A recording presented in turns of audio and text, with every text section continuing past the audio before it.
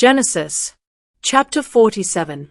Joseph took 5 of his brothers to the king and told him, "My father and my brothers have come from Canaan. They have brought their sheep, goats, cattle, and everything else they own to the region of Goshen." Then he introduced his brothers to the king, who asked them, "What do you do for a living?"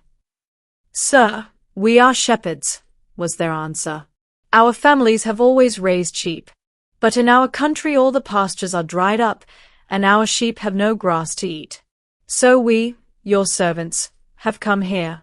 Please let us live in the region of Goshen." The king said to Joseph, "It's good that your father and brothers have arrived. I will let them live anywhere they choose in the land of Egypt, but I suggest that they settle in Goshen, the best part of our land. I would also like for your finest shepherds to watch after my own sheep and goats." Then Joseph brought his father Jacob and introduced him to the king. Jacob gave the king his blessing, and the king asked him, "How old are you?" Jacob answered, "I have lived only 130 years, and I have had to move from place to place. My parents and my grandparents also had to move from place to place. But they lived much longer, and their life was not as hard as mine." Then Jacob gave the king his blessing once again and left.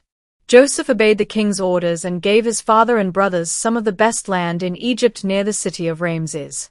Joseph also provided food for their families. A famine in Egypt. The famine was bad everywhere in Egypt and Canaan, and the people were suffering terribly. So Joseph sold them the grain that had been stored up, and he put the money in the king's treasury. But when everyone had run out of money, the Egyptians came to Joseph and demanded, "Give us more grain. If you don't, we'll soon be dead, because our money's all gone." "If you don't have any money," Joseph answered, "give me your animals, and I'll let you have some grain."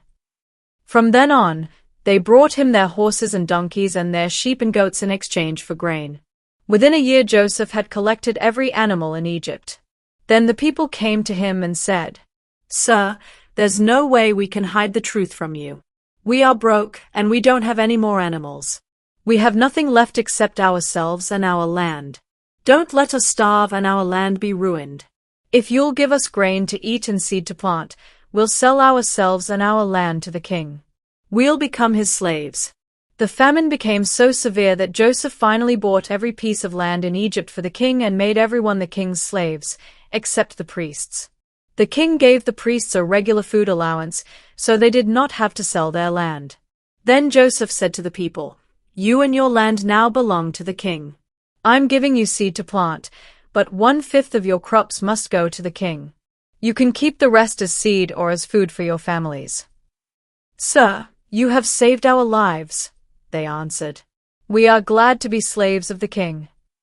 Then Joseph made a law that 1/5 of the harvest would always belong to the king. Only the priests did not lose their land. Jacob becomes an old man. The people of Israel made their home in the land of Goshen, where they became prosperous and had large families. Jacob himself lived there for 17 years, before dying at the age of 147. When Jacob knew he did not have long to live, he called in Joseph and said, "If you really love me, you must make a solemn promise not to bury me in Egypt. Instead, bury me in the place where my ancestors are buried." "I will do what you have asked," Joseph answered. "Will you give me your word?" Jacob asked. "Yes, I will," Joseph promised.